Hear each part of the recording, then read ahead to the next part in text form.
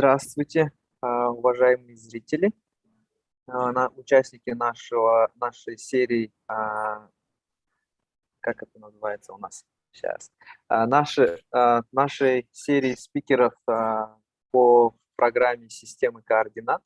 Мы очень рады всех приветствовать вас. Хочу вам напомнить, чтобы вы отключили свои микрофоны, и если у вас есть возможность, если вы хотите задать какие-либо вопросы, вы можете их задавать в чате. Мы самые интересные вопросы будем озвучивать. Также сейчас действует функция перевода, и мы будем сейчас с нашей гостьей Кирстен разговаривать на английском языке. Поэтому все, кто не владеет английским языком, я прошу переключиться на казахский либо русские каналы. И мы начинаем. Hi, Kirsten. Hi. Along the way. So Okay. if we will get some interesting questions from the audience, we will definitely ask them. Yeah. So yeah, how are you doing? How's your mood right now? I'm doing good. Yeah, I just had a class and they did a test and they were very excited and happy. So I think they got good grades, but I'm not sure. We'll see. I hope. Yeah, perfect.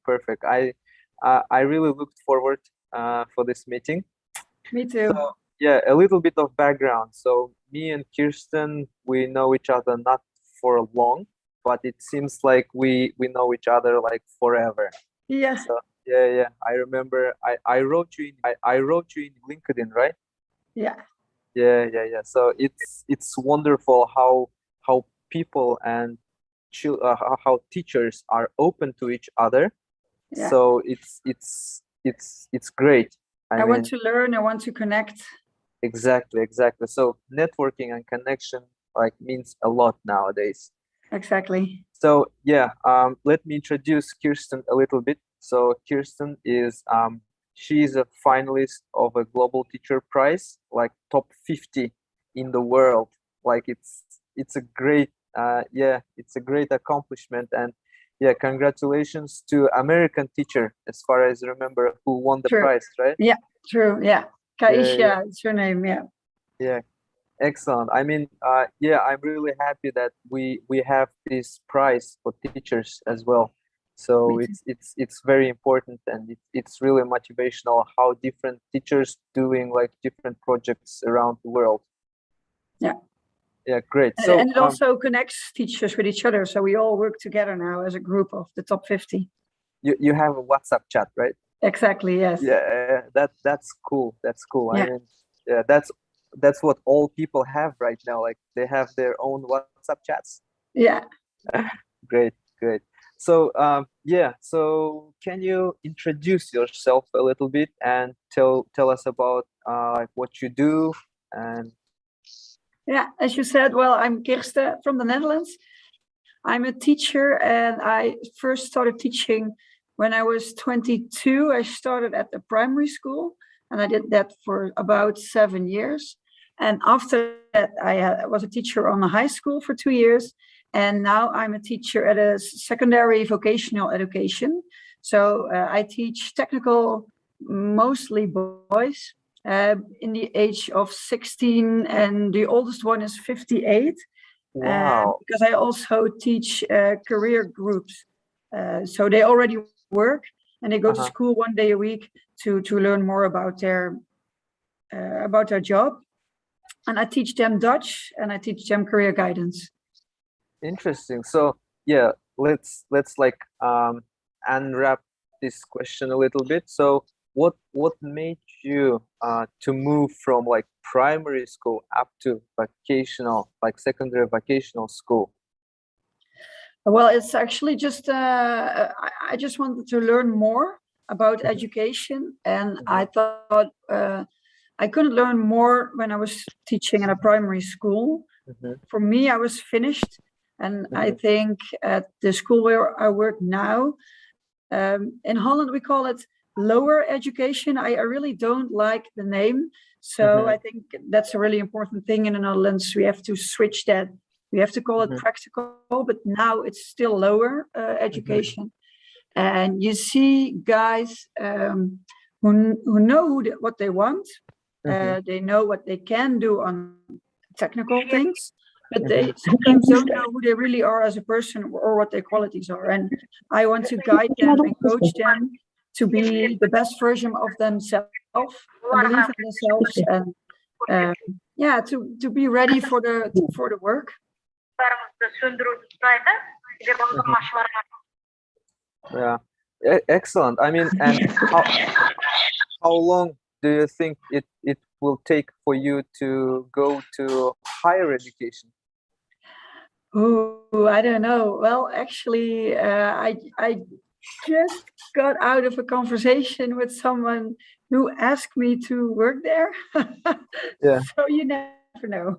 Yeah. Sure, excellent. I mean, and how do you think for teachers, is it the better way to move between those age groups in teaching?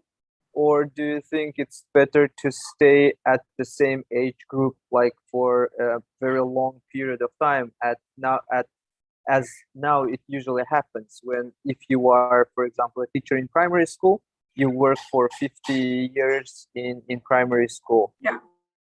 But even in primary schools, you switch grades. So right.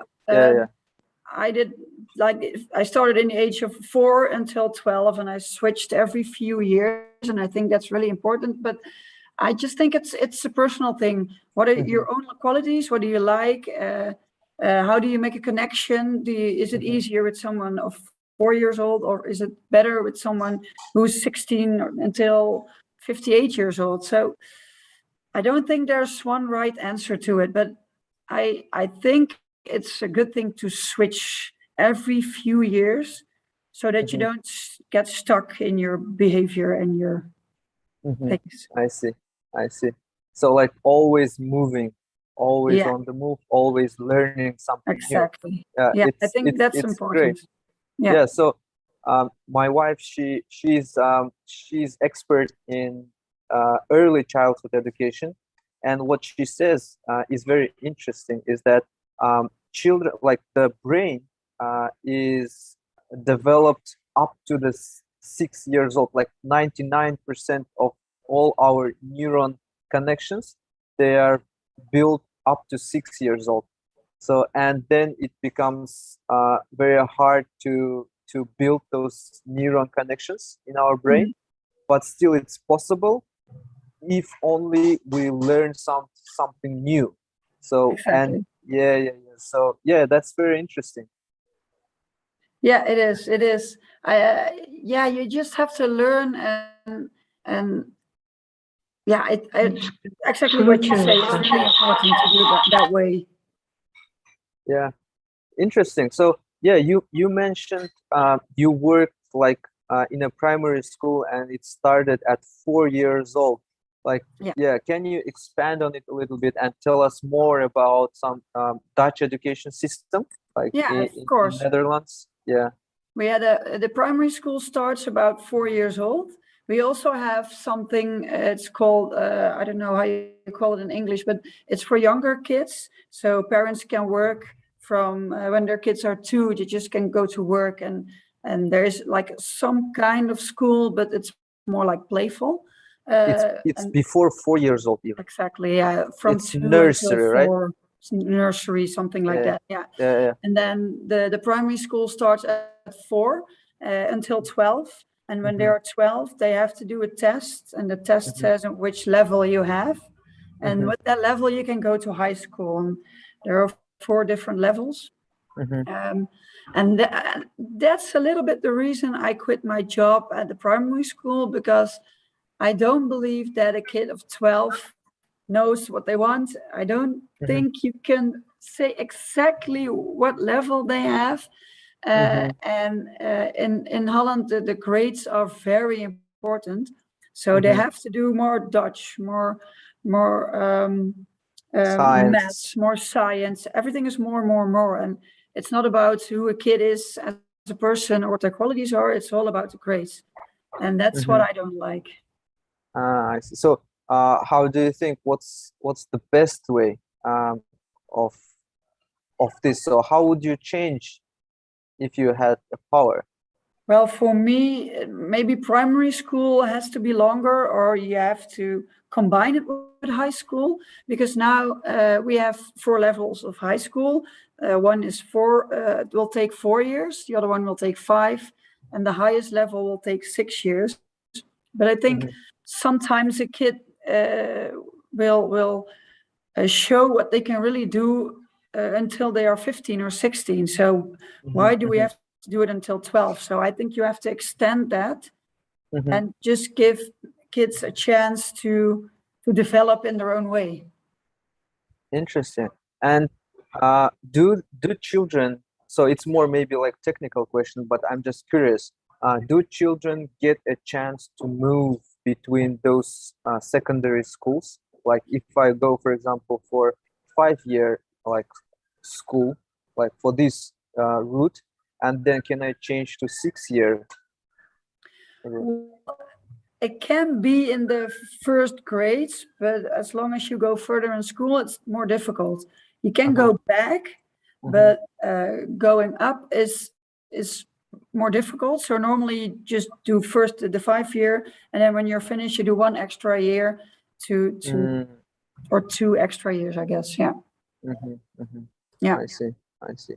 Yeah, very, very interesting. Because so what do I know? I mean, in terms of primary education, I totally agree with you that the grades are like, they sometimes good to assess the level of children, but it's not always the right thing to do, because like all children are different, and all children they need like different things in different age group. Exactly. Yeah, I totally agree with you. So, and can you tell us more about maybe the role of the teachers in this education system? So how teachers are maybe treated by education system, how they are developed, and how cool is it to be a teacher in the Netherlands? Well, first of all, we have a teacher shortage. I don't know how it is over there, but that's a big problem in the Netherlands. And I think it starts with the image of teachers. Well, we used to complain a lot about our income, about the work pressure. There are many people who have a burnout, and that's what's in the news all the time. So we don't motivate people to go and to be a teacher. So I think we have to do something about that in the Netherlands, because I think my job is amazing. I really love it. I go to school with a smile every day. And I think we have to do something in the Netherlands to make sure more people will go to be a teacher. But besides that, I think there are many options. We now focus on people who have other jobs and to make it easy for them to do an education to be a teacher. So that's the thing where many people are working on in the Netherlands. And I think we get a lot of freedom, especially in the kind of education where I work. You just teach, you decide for yourself how to do it. You can work together. If you have IDs, you can bring them in. You can work together with schools and other teachers. So that's what I really like. And some people are complaining about their income, but I'm not. I have 12 weeks holiday a year. Exactly. That's the best thing about teaching, I guess. So I will never complain. I really love it. I think that's the best thing about being a teacher, when you have like 12 weeks of holiday. Yeah, that's amazing. Yeah. Where the corporate world has only like maximum 4 weeks. Yeah, same here. Yeah. So, and more philosophical question maybe, but why people in the Netherlands, they choose to be teachers? I think they want to help children or students to be a better person. You also hear that people want to do something about the teacher shortage, just want to be something else than a career person. You just want to be someone social and help the community. And if you see that most of the teachers, they're all very enthusiastic, very driven, very positive, very active. So I think that's why people want to join us. And I think more and more are coming, but we're still not there. Yeah, great, excellent. And yeah, I asked you before, but I'm not sure if we will have it or you found it anyway. So can you give like some interesting facts or like interesting, I don't know, like fun facts about the Dutch education? Yeah, I was thinking about it, like what is typically Dutch, but yeah, exactly. I think the freedom of education is very important. So you can start your own school as long as you have to do a little bit the same, but we have like a Christian school, we have an Islamic school, we call it a free school, and a free school, that means that children can decide for themselves how they learn, as long as they get the same grades or and exams, then it's fine. So I think that's a really typical Dutch thing. We are pretty, how do you call it?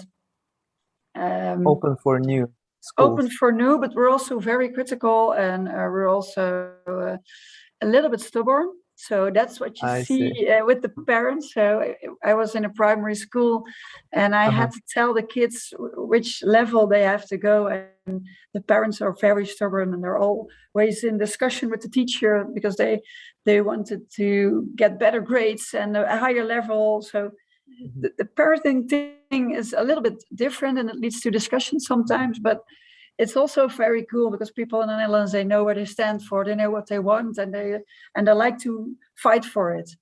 So I think that's also a good thing. Yeah. So now you are fighting for the kids, right? Who are choosing their careers. Yeah. So yeah, can you tell us more about the project that you are doing right now, the Talent Passport? So I've looked at it briefly, and I really like the idea. When as a student you have this document, very structured, very well organized, and very fancy, so you can put all your skills, abilities, accomplishments, your hobbies, anything that you like into that document, and the job that you did with the companies so that they accept this talent passport is just amazing. Yeah. So can you tell us more about this project? What is it like in your opinion, like in your mind, like ideal utopian version? Yeah, it's my ideal, it's my mission. Yeah. And how did you come up with this idea, and why is it important? I mean, I'm sorry, so many questions, but but I understand it. Moet je hier zijn nu? Kan nu even niet. Sorry. 12. Yeah? Yeah, that's when you are at the school. Sometimes students will come by and have questions. So I'm sorry. Well, the Talent Passport started when I was at primary school.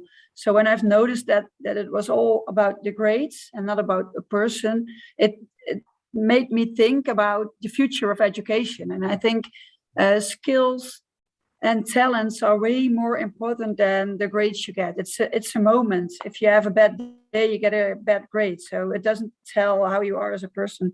So it's my mission to make sure that when people are finished school, they have their diploma and grades, and they also have a talent passport. And it's actually an online growth document in which students can show who they really are. So you already said it, that you can show your hobbies, your talents, your qualities, and school is supportive. So as a teacher, I'm a coach. I talk with the students. I also teach career guidance, so that's a good match to prepare them for work. And I always talk with them about who they are, what they want, what their dreams are, what their qualities are. And from these conversations, you hear so many things about where they are good at, and all these things, they can put it in their talent passport, and they can show it to work, to family. It's like something to be proud of. And a funny fact is that a few weeks ago, our Minister of Education came by, and 3 of my students presented their talent passport, and One of them has autism, and how do you call it? Is it the same in English? HDAD? Is that the same? Yeah. It's the same. The hyperactive and exactly hyperactive. And for him, it was really difficult. So I told him, just show it, and I will help you.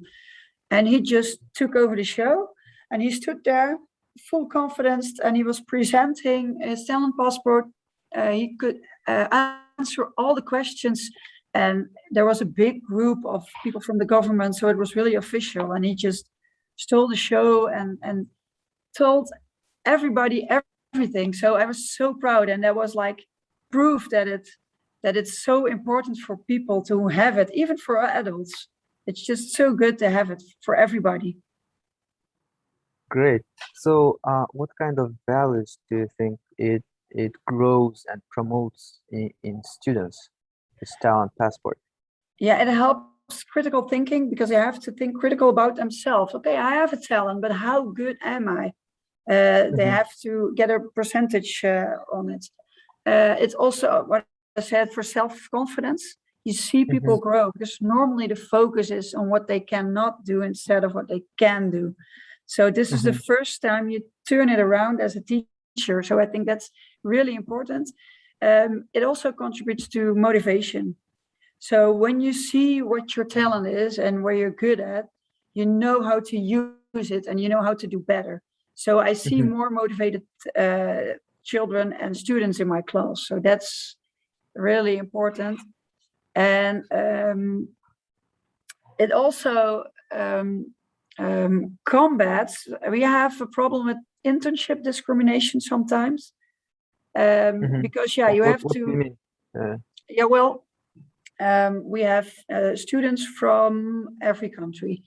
And I think when some companies see a name who's not Dutch, it's difficult for them to let them in. If they see a Dutch name, it's way easier. But normally, if you have a job interview, they only see your name. But with a talent passport, you can show who you really are, and you can show what you already accomplished, where you're good at. And the company will also see that when you go and ask for an internship. So I think that's also really, really important. And let me see. What I see, like Google and Microsoft, they're already hiring people based on soft skills. So it's also education of the future. And I think, we have to grow and we have to learn, but we also have to stay up to date. And I think this talent passport brings it all. Yeah, excellent. So now I'm sharing my screen. So we can see what really this talent passport is. Yeah. So this is the page about me. Yeah, that's very interesting, because you have to talk with your students and ask them, what do you want that other people see from you? What do you want to tell? What is important? And make that in a short message, and that's your front page. And think carefully about what picture you take. I have students in the age of 20, and they go out and drink beer every weekend. I think those party pics are not the best to show. So what is the best picture to show on your front page? So this is the start of the talent passport. Yeah, interesting. So so I know from myself how it is hard to get everything about you and write it down on the paper for one page. Exactly. So do you have like specific courses or like creative writing skills? Do you develop them? How do you do that? Yeah, we have courses in the career guidance lessons. So we do it step by step every time. So every time we accomplish something, you put it in the talent passport, and next week we do something else. So step by step, you can fill this. And we also have a quick guide in which people can do it by themselves. So with a step-by-step plan, with tips and tricks, what to do and what not to do. So you can do it all by yourself, but it depends. I think it's better to do it in a classroom during career guidance or with a mentor. but it depends on what you want and what you like and where you're good at. So some people are really good at doing this and they already know. If I ask my students who are 40 or 50, most of the time they already know, but they don't know how to write it down. So I help them with that. But students in the age of 16, they have no idea. They don't know. So then it's important to do it step by step in small steps. What about the skills and experiences? So I wanted to ask like exactly on those stars, you know. Like I'm always curious, and it's always interesting for me how people, and especially students who are like 16, 17 years old, how do they judge themselves and give those stars? I mean, that's really difficult. That's really difficult. And also I think the very important thing here is their personality in terms of what kind of person they are, because I think that shy person, like shy student, will give is more tend to give like lower grades for himself. Whereas so that's why you need teachers or mentor or a guide or a coach to fill this and to start a conversation with each and every other student. So it's not a classroom project. It's like very individual, and you see if you work with it that students will help each other. So last time I also had a guy, and he has autism. He's also very quiet and by himself. So I started to talk with him, and he said, "Well, I don't know. I'm just what you said. I'm not good at anything, and I'm quiet, and I don't want to talk to people."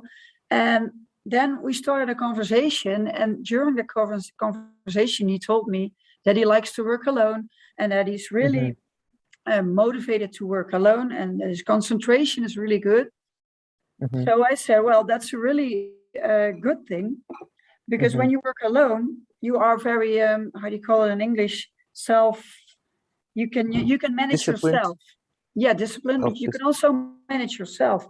So for some companies, that's a really important skill to know about you, because it tells a lot about you. And he was like, oh, yeah. And he gave examples about, he was playing music at home. And he told me if he starts playing music, he can do it for hours and hours. I said, well, this is another example of how good you are in that. Okay, put it in your talent passport. And then we can see how many stars or how many percent do you give yourself. 100% is perfect. You can't learn anymore. 0% is like you can't do it at all. And he was really critical about himself. And he was started to give all the examples in which he shows how good he was in that. And he gave himself 90%. And he put it in his talent passport, and he was so proud of himself. So during that conversation, he figured it out by himself. So that was amazing. So it's also about digging yourself and finding those skills that you can be proud of, right? Yeah. And also that if you have autism, normally people see it as a negative thing, because you have something. But I think every negative thing has a positive thing. And that's what I'm trying to learn my kids. If you have a kind of disorder, or if you have problems with something else, that's no problem. Everybody has something.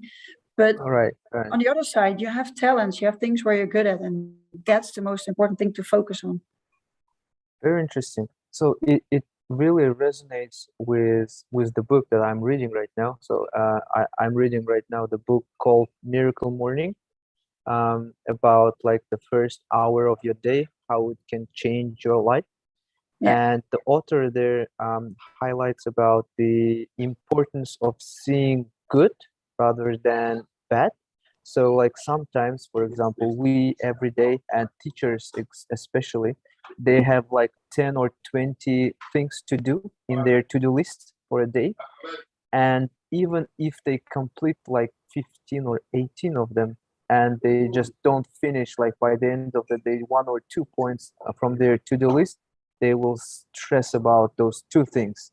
And they will never pay attention on those like 17 or 18 points that they have completed. And it's very mind-blowing. So it's so simple, but it's so fundamental when you have to look at the at the best side, at the accomplishments, not And on, you also have to see the person behind the behavior.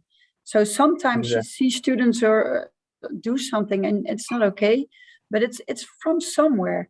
We have also a book, but I don't know if it's translated, but it's called Most People Are Good. Yeah.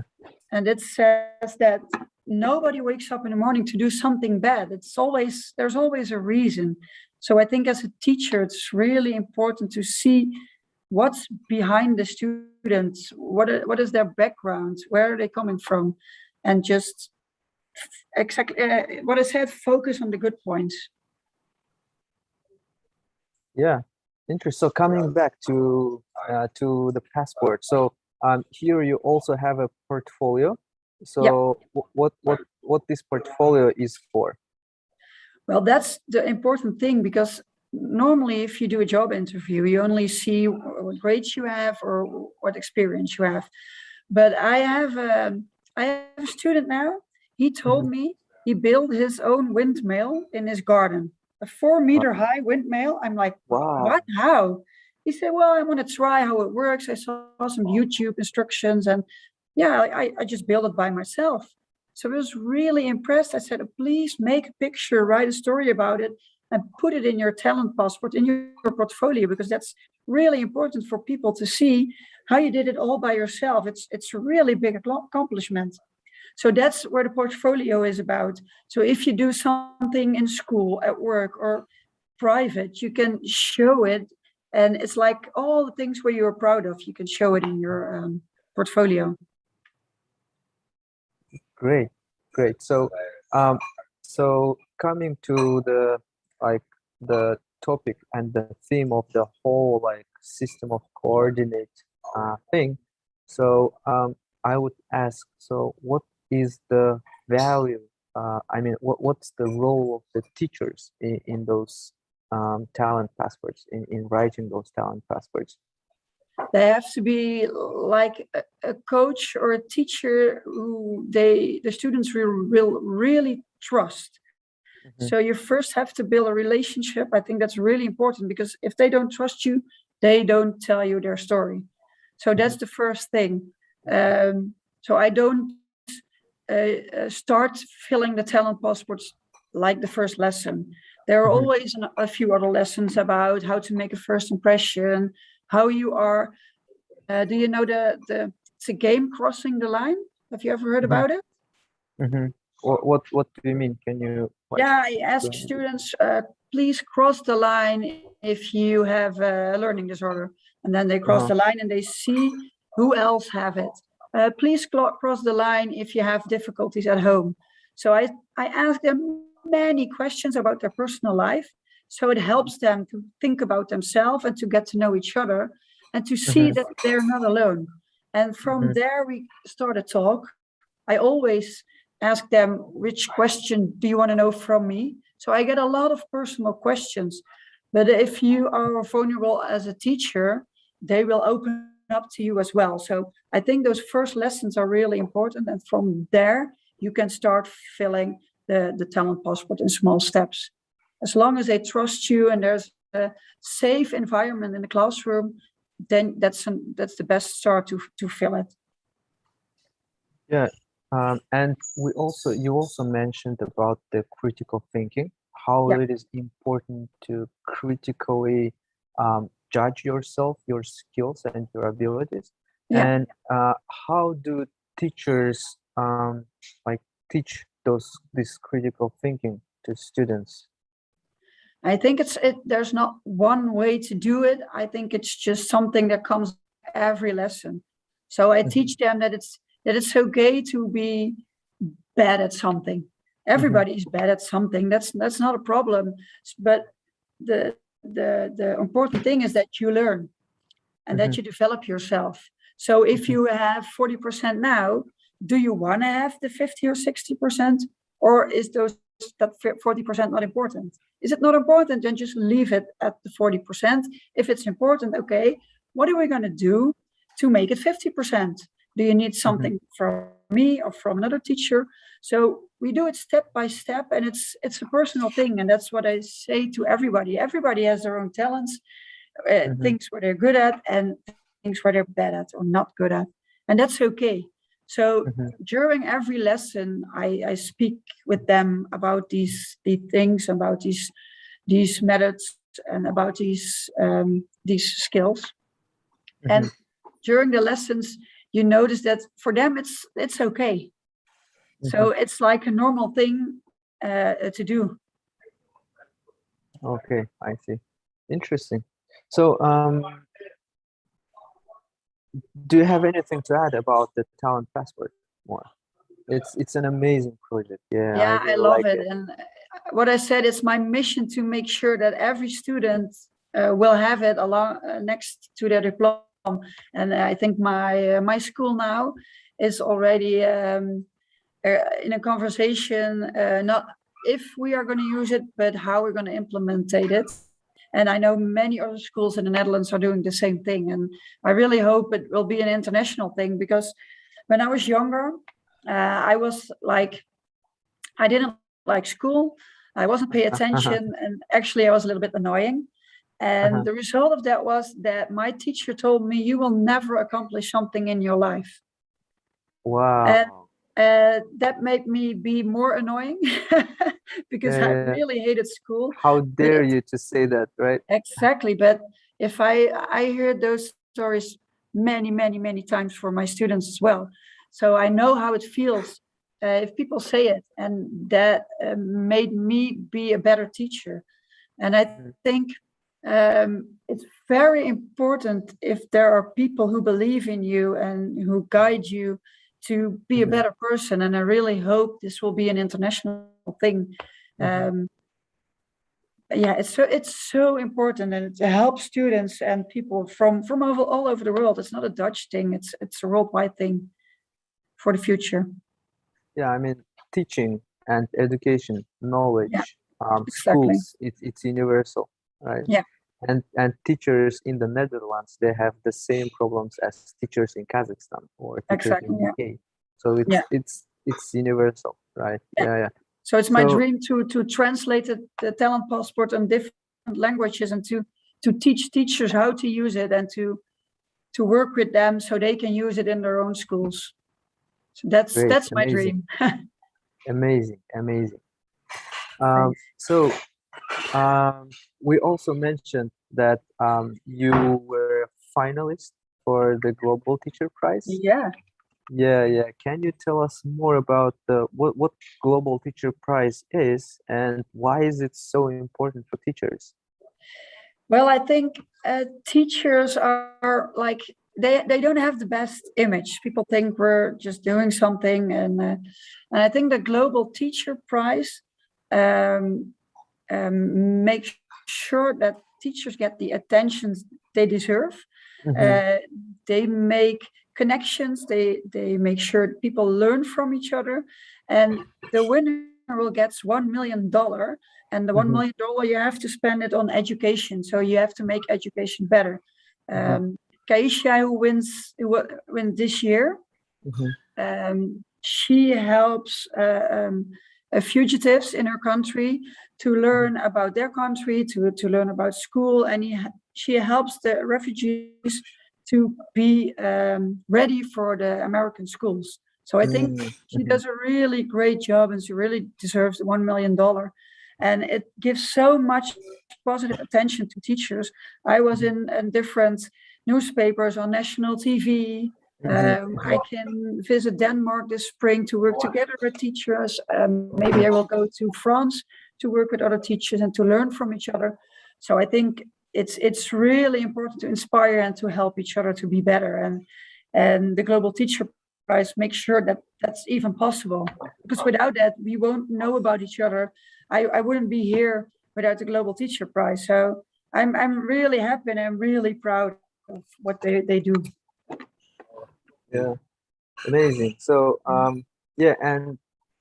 can you name like maybe top 1 or top 3 things that you take out from this Global Teacher Prize? I think for me the most important thing is that I get a voice in the Netherlands. So normally you have like the directors of schools, and they tell people about what you can do. But now I will be in an advice group for the government. And if they want to do new things, they will ask me first. So I get a voice, and I'm a teacher, so I should get that voice. But without a Global Teacher Prize, I would never get it. So that's the thing in the Netherlands. And globally, it's really important what I said, to work together. I've met so many people and who have so many great ideas.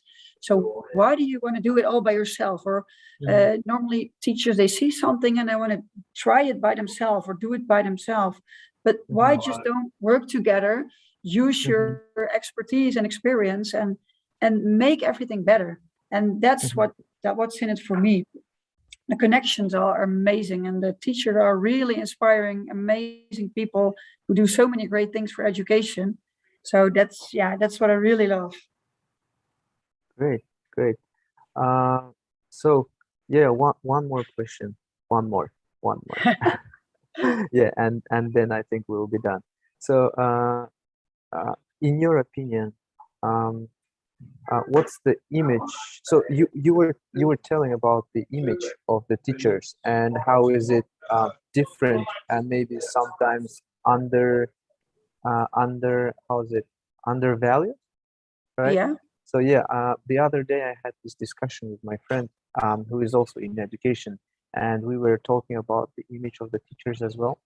So, and we came into conclusion and into consensus that teachers mostly seen as not the professionals, but mostly seen as angels or like priests who came from the outer world to serve, Yeah.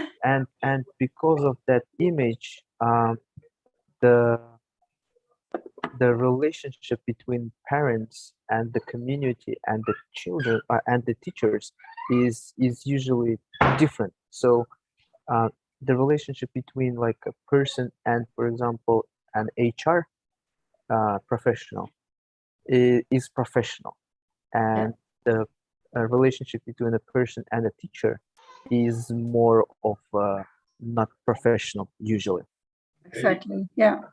So it's very important and very interesting about the image that you highlighted.